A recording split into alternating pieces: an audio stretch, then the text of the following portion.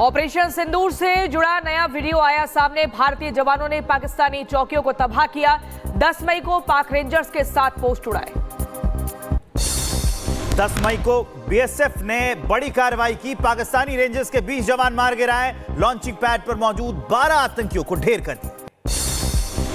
जम्मू कश्मीर में जवान मुस्तैद। ऑपरेशन सिंदूर के दौरान पाकिस्तानी ड्रोन्स को नष्ट किया था। पाकिस्तान को दिया था मुंह तोड़ जवाब। भारतीय जवानों ने पाकिस्तानी चौकियों को बनाया निशाना। गोलीबारी कर दिया जवाब। पाकिस्तानी चौकियों को तबाह कर दिया। आतंकी संगठन लश्कर तैयबा का सह संस्थापक आमिर हमजा घायल। लाहौर के अस्पताल में इलाज के लिए भर्ती कराया गया। आतंकियों को पाकिस्तान में अज्ञात हमलावर लगातार बना रहे निशाना। हाल ही में हाफिज सईद के करीबी सैफुल्लाह की गोली मारकर हत्या कर दी गई थी। जासूसी केस में ज्योति मल्होत्रा के खिलाफ कार्रवाई तेज। जांच एजेंसियों के हाथ लगी। ज्योति की व्हाट्सएप चैट। ज्योति और आईएसआई अधिकारी अली हसन की बातचीत में कई कोडवर्ड्स का इस्तेमाल हुआ। ज्योति मल्होत्रा को लेकर कई बड़े खुलासे। भागलपुर के अजगैबीनाथ धाम में रुकी थी ज्योति। बनाई थी कावड़ यात्रा की रीत।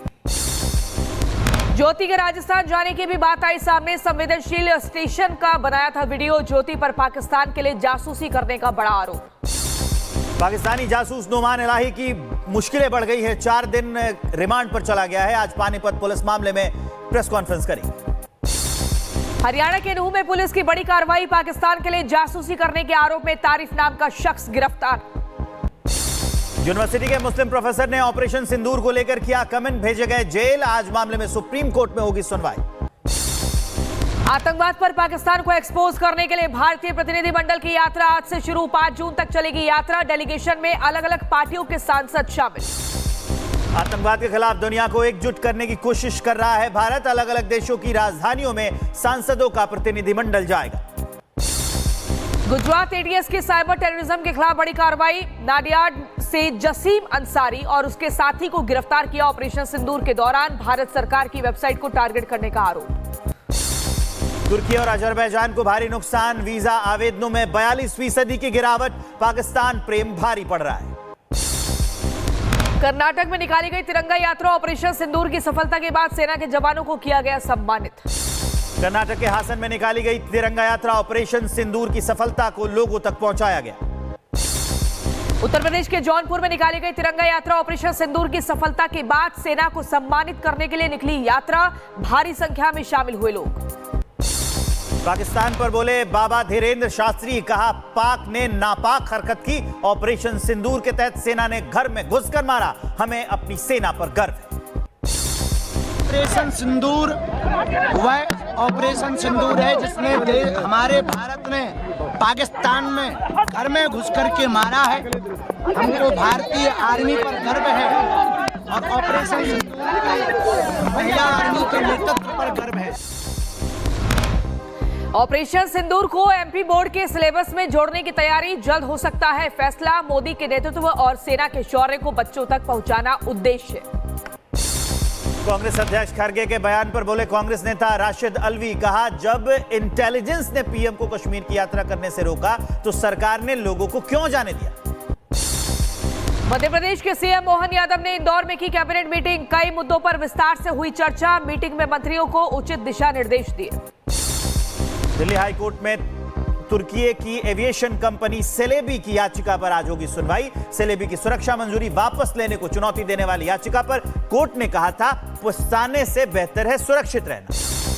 वक्फ कानून पर आज सुप्रीम कोर्ट में फिर होगी सुनवाई। संवैधानिक वैधता को चुनौती वाली याचिकाओं पर सुनवाई होगी। बेंगलुरु में प्रभावित जगहों पर deputy CM DK Shivakumar ने लिया जायजा। लोगों से की मुलाकात। 2 लोगों की हुई थी मौत। संभल हिंसा के 5 आरोपियों के घर ढोल लेकर नोटिस चस्पा करने पहुंची पुलिस। माइक पर अनाउंसमेंट कर चस्पा किया नोटिस। डीएमके के यूथ विंग के नेता दाइवो सेयाल पर यौन उत्पीड़न का आरोप। पुलिस ने दर्ज किया एफआईआर। करीब 20 लड़कियों के साथ यौन उत्पीड़न का आरोप। अहमदाबाद के चंडोला में अवैध कब्जे को हटाने का काम जारी। अवैध निर्माण पर बुलडोजर एक्शन। कार्रवाई का आज दूसरा दिन। अवैध निर्माण को लेकर किया जा रहा है जमींदोज। बुलडोजर से हटाया जा रहा है अतिक्रमण। भारी संख्या में तैनात है पुलिस बल। करीब 2.5 लाख वर्ग मीटर पर है अवैध कब्जा। चंडोला तालाब के आसपास अवैध बस्तियों को हटाए जाने का काम जारी है। यूपी के बुलंदशहर में अवैध अतिक्रमण के खिलाफ कार्रवाई। बीबी नगर में चला बुलडोजर, मौके पर मौजूद भारी पुलिस बल। उत्तर प्रदेश के कुशीनगर में अवैध अतिक्रमण के खिलाफ बुलडोजर कार्रवाई। करीब 24 दुकानों पर बुलडोजर चला, अवैध कब्जों को ध्वस्त किया गया। यूपी के बदायूं में लोगों में गुस्सा, बिजली घर के बाहर हंगामा किया, विभाग के खिलाफ जमकर नारेबाजी की।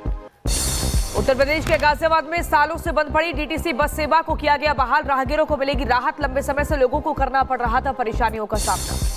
ओडिशा के कटक में किसानों ने किया विरोध प्रदर्शन, अपनी मांगों को लेकर कलेक्टर कार्यालय के सामने प्रदर्शन कर नाराजगी जताई। उत्तर प्रदेश के शाहजहांपुर में एडीएम ने कई पेट्रोल पंपों का अचानक से औचक निरीक्षण किया, तीनों के खिलाफ नोटिस जारी किया, साफ सफाई नहीं होने पर एक्शन।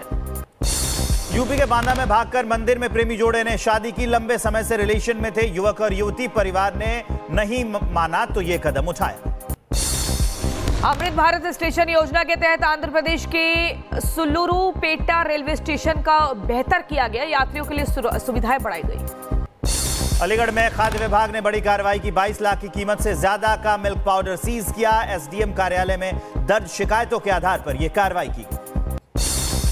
उत्तर प्रदेश के बुलंदशहर में खाद्य विभाग ने गोदाम पर छापा मारा, राशन माफिया के खिलाफ शिकायत दर्ज हुई। फिरोजाबाद में बदमाशों और पुलिस के बीच में मुठभेड़, पुलिस ने 3 बदमाशों को गिरफ्तार किया, तीनों पर दर्ज हैं कई केस। नोएडा में पुलिस और बदमाश के बीच मुठभेड़, एनकाउंटर में बदमाश को गोली लगी, चोरी की बाइक, तमंचा, कारतूस बरामद। आगरा में एनकाउंटर में 3 चोर घायल, पुलिस ने गिरफ्तार किया, देर रात पुलिस का एक्शन है। हरदोई में पुलिस ने 25,000 के इनामी बदमाश को अरेस्ट किया, मुठभेड़ में लगी गोली, अवैध हथियार भी बरामद। वाराणसी में बदमाशों के बीच से मुठभेड़, बदमाशों के खिलाफ लगातार अभियान चला रही है पुलिस, अब तक बदमाशों को जेल भेजा गया है। ओडिशा के कटक में पुलिस को मिली बड़ी सफलता, अपहरण किए गए लोगों को बचाया, आरोपियों को भी गिरफ्तार किया। फरीदाबाद में युवक की मौत के मामले में एक्शन, 2 आरोपियों को किया गया गिरफ्तार, आगे की कार्रवाई में जुटी पुलिस। उत्तर प्रदेश के बदायूं में पुलिस की कार्रवाई, शातिर चोरों को पुलिस ने गिरफ्तार किया, पकड़े गए आरोपियों से पूछताछ में जुटी पुलिस। यूपी के हापुड़ में 1 करोड़ की मूर्तियां चोरी करने का मामला, पुलिस ने कार्रवाई की, 2 आरोपियों को गिरफ्तार किया।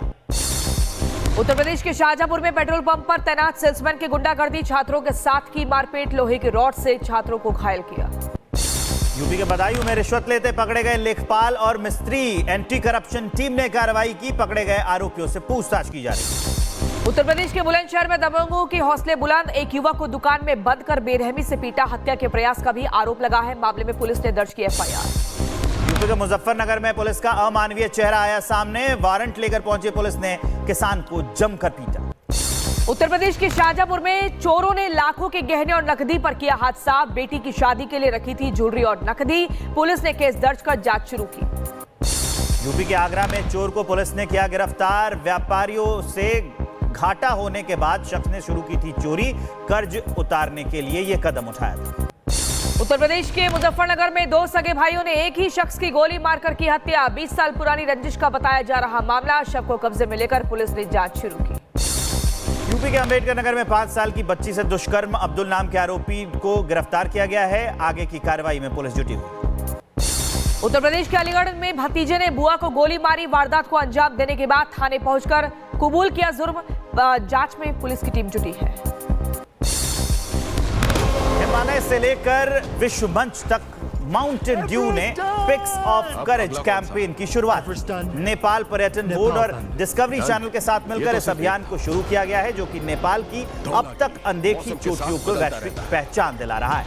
एवरेस्ट से भी परे ये एक तरह का सांस्कृतिक अभियान है, जो नेपाल की 6000 से 8000 ऊंचाई वाले उन चोटियों को सलाम करता है, जो भले ही कम जानी पहचानी हो, पर हर कदम पर साहस की नई कहानी कहती है। स्थानीय समुदायों के लिए पर्यटन और आमदनी के रास्ते खुल सके और लोग इन चोटियों को एक्सप्लोर कर सके। डेयर्स को ट्रैक करें और नेपाल की 8000, 7000 और 6000 मीटर ऊंची पर्वत श्रृंखलाओं से जुड़ी खास जानकारियां इकट्ठा करें, जिसका विस्तृत रूट प्लान, कठिनाइयों का स्तर, इंफ्रास्ट्रक्चर सपोर्ट, मौसम का हाल और शेरपाओं की अमूल्य सलाह m.peaksofcourage.com पर उपलब्ध।